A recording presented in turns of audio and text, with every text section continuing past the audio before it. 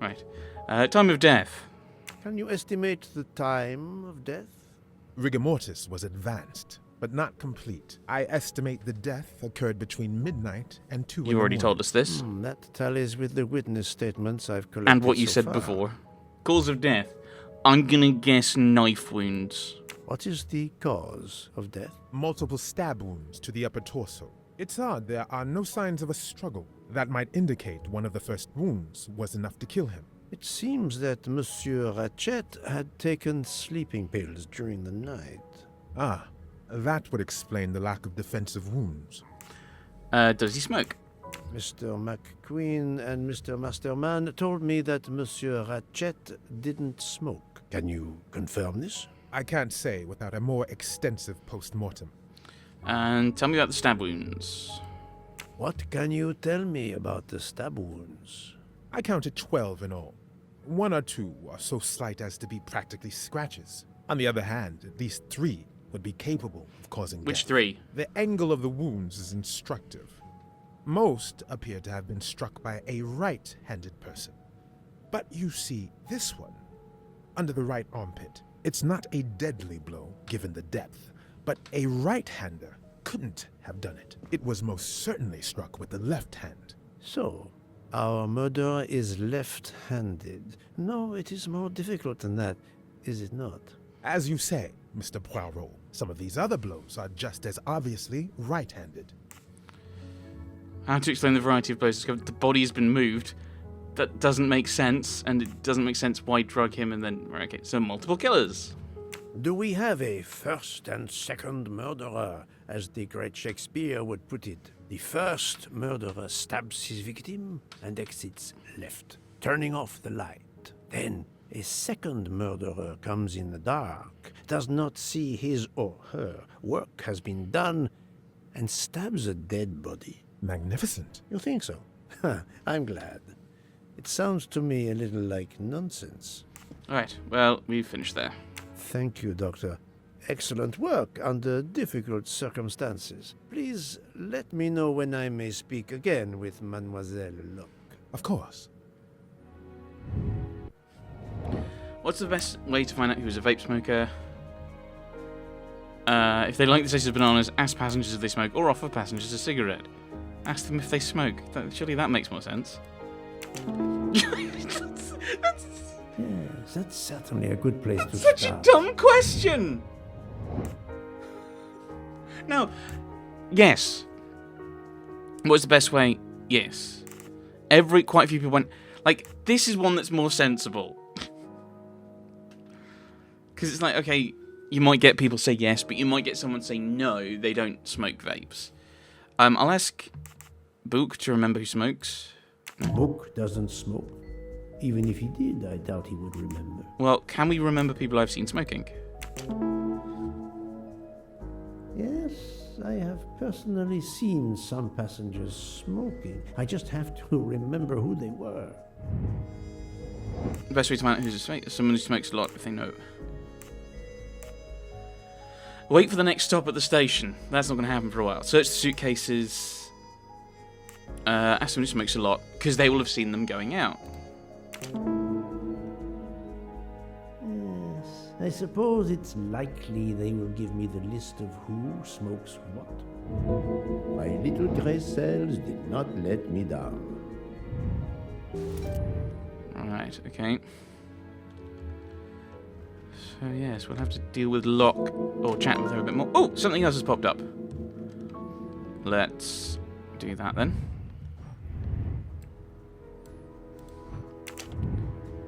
Right, what are the links between Mrs. Locke and Ratchet? Right.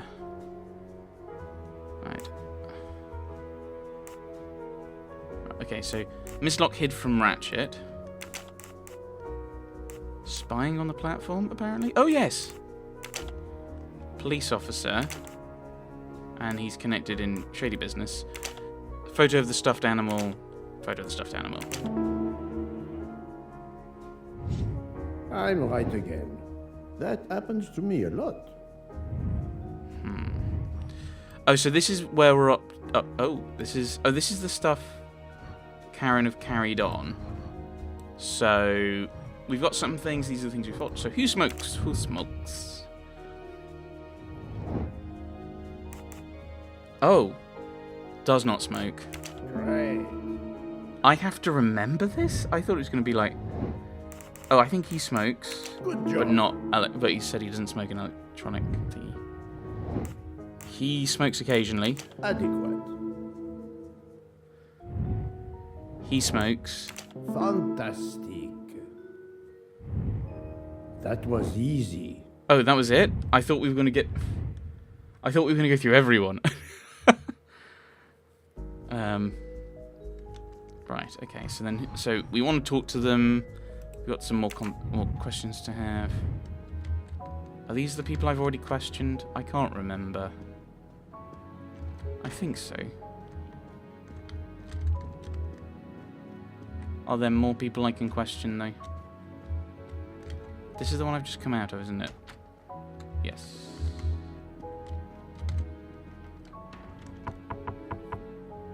Captain Arbuthnot, I beg your pardon, but could you answer a few questions for me? I'm grateful you found my ticket, Poirot, but now is not convenient. I certainly didn't expect such a resistance. Well, you can just come back later and just be like, when would be convenient? Blah, blah, blah. In the book, they arrange with Buch certain times, like, I think, between breakfast and lunch, as a kind of, we will be investigating things. We will be questioning people. This is in my room, isn't it? Yes. Yes. Yes.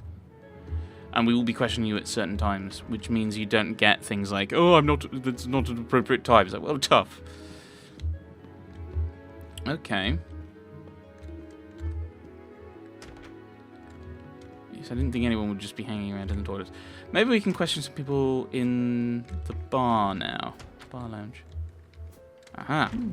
Most of the passengers pass by the bar during the day. They eat, drink, write.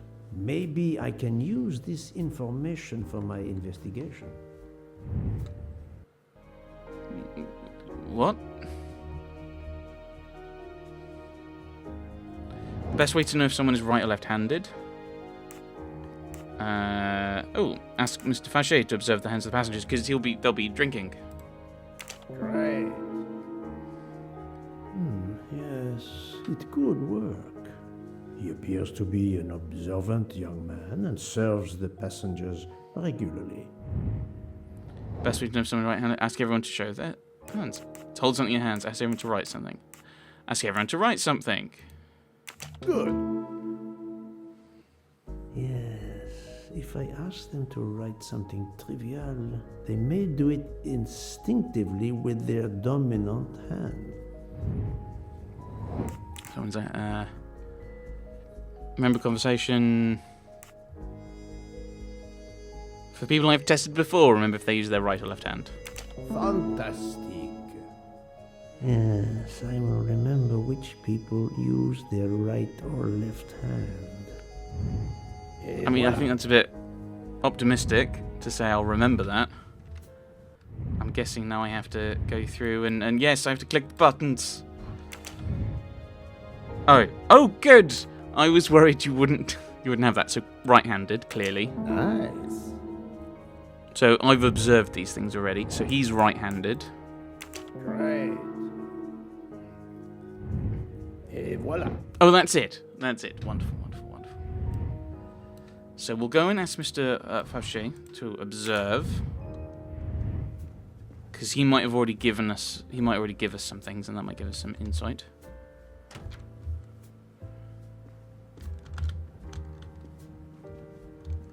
Someone is right-handed there. Monsieur Fauché, may I disturb you for a moment? Of course. How can I help? Last night. It is, of course, about the murder of Monsieur Ratchet. Can you tell me your movements last night? I understand. Yesterday evening, I took a break at Vinkovsky station with Hotaru. We then went to our quarters in the staff accommodations, a section of the luggage car. Freya was there, reading, and I went to bed right after. Freya is there now, I think, and Hotaru is in the kitchen. They can verify my story. What time was this? 11:30 p.m. or a bit after.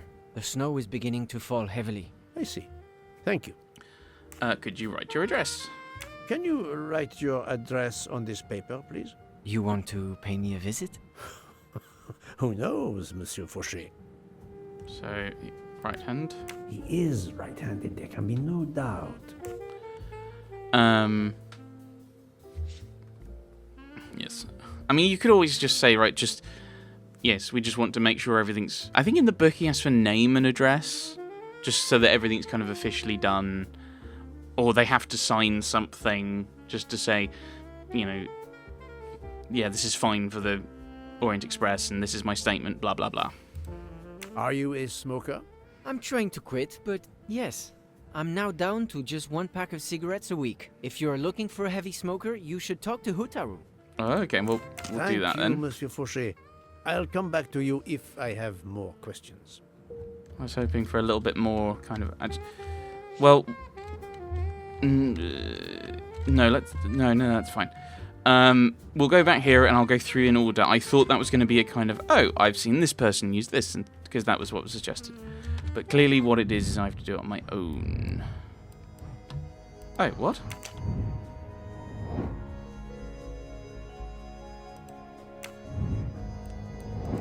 Okay. Wait. Okay, I'm going to go back and check and have that conversation again. Why wasn't that an option before? Why wasn't it... Well, why... Yes. Monsieur Fauché, may I disturb you for a moment? Of course. How can I help?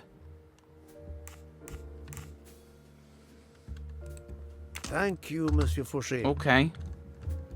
The game's like, oh, you should do this thing. It's like, okay. You can't do that thing. Mwahaha. Right. Mademoiselle Debenham, I have a few questions for you. Of course. Last night. Let's start with your movements last night. There's little to tell. I went to bed and slept. Did you know the man who was killed? I saw him for the first time during lunch yesterday. Did you notice anything about him? Well, if I believed in auras, I might say he seemed dark. Could you write your address? Would you mind writing your address on this paper for me? Not at all. Right-handed. That's it. Mademoiselle Debenham is right-handed. Tell me about Ms. Olsen. Do you recall what time Mademoiselle Olsen went to get some aspirin from Madame Hubbard? I remember glancing at the clock. She left our room just after 10:30 p.m. Was she away for a long time? About 5 minutes. That confirms what Madame Hubbard told me. Are you a smoker? Do you smoke by any chance? No, I never have. And a scarlet kimono. Do you own a scarlet nightgown? No, it isn't mine. Whose then? I don't know. What do you mean? You do not say, I have no such thing. You say, it isn't mine. Meaning that you know who it belongs to, am I correct? Oh, I see. No. I woke up this morning about 5 a.m. with the feeling that the train had been standing still for a long time. I opened the door, and I saw someone in a scarlet kimono some way down the corridor. Her back was turned. It was impossible to see who it was. I understand. Right, okay. Thank you for your assistance, mademoiselle. Little bits of information, hither and thither. Nothing exciting has popped up to do. Okay.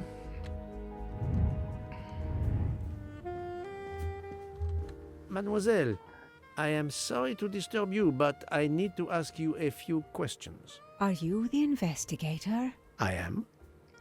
We are lucky you are on the train. What do you want to know? Last night. I hear, mademoiselle, that you were the last person to see the murdered man alive. I do not know. It may be so. I opened the door of his compartment by mistake. I was much ashamed. It was a most awkward mistake. You actually saw him? Yeah, he was reading a book. And what did you do after that, mademoiselle? I went into the American lady, Mrs. Hubbard. I asked her for some aspirin, and she gave it to me. I usually carry extra aspirin for the refugees, but I gave mine to a camp in Turkey. They needed it more than me. Okay, well, a German. Nurse. 46. No, not good. What? Oh, Swedish. I got thrown by the I'm right again. That happens to me a lot. but obviously with the name Swedish. Oh, the communicating door. Did Mrs. Hubbard ask you whether the communicating door between her compartment and that of Monsieur Ratchet was bolted? Yes, And was it? yes. And after that, what did you do? After that, I went back to my compartment, took the aspirin, and lay down. That was around 10:50 p.m. Okay, your roommate. Is there anyone else in your compartment? Yeah, a young English lady. Very nice, very amiable. After the train left Vinkovsky, did she leave the compartment? No, I am sure she did not. Why are you so sure, if you were asleep? I sleep very lightly. I am used to waking at a sound. I am sure that if she had come down from the berth above, I should have awakened. Did you yourself leave the compartment after that? Not until this morning. Do you have a scarlet kimono? Do you have a scarlet silk kimono, mademoiselle? No, indeed. I have a good, comfortable dressing gown of Jaeger material. Okay. Do you smoke? Do you smoke, mademoiselle? No, I can't stand the smell of tobacco. Okay. Could you write your address, please? Perhaps you will be so amiable as to write me down your address. With pleasure. Oh, right-handed. Mademoiselle Olsen is indeed right-handed. Right. This was a very interesting conversation, mademoiselle. I thank you. If you have any other questions, I'll be in my compartment. Good luck, Mr. Poirot.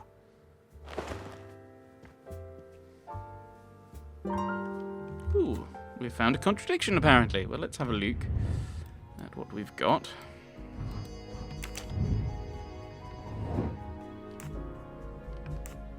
So yeah, okay. Oh, Miss Devon slept through the night, but she saw the woman in the scarlet kimono. So then, Ms. Olsen should have heard it. Strange, this story. If Mademoiselle Olsen is such a light sleeper, why didn't she tell me about Mademoiselle Debenham getting out of bed? She even made a point to tell me the opposite. That was easy. Well, I need to confront her and continue my interrogations, etc., etc. But I think that is where we'll put the cut in here. We'll go through this door. There's a couple of people to chat to here, spotting their hands and the like. And then we've got the various members of staff further down. We can talk to them. And then, yes, we can go back and confront the various people we will need to confront with all the contradictions I'm sure we will spot. But that will be next time. Thanks for watching, everyone. Thanks for watching.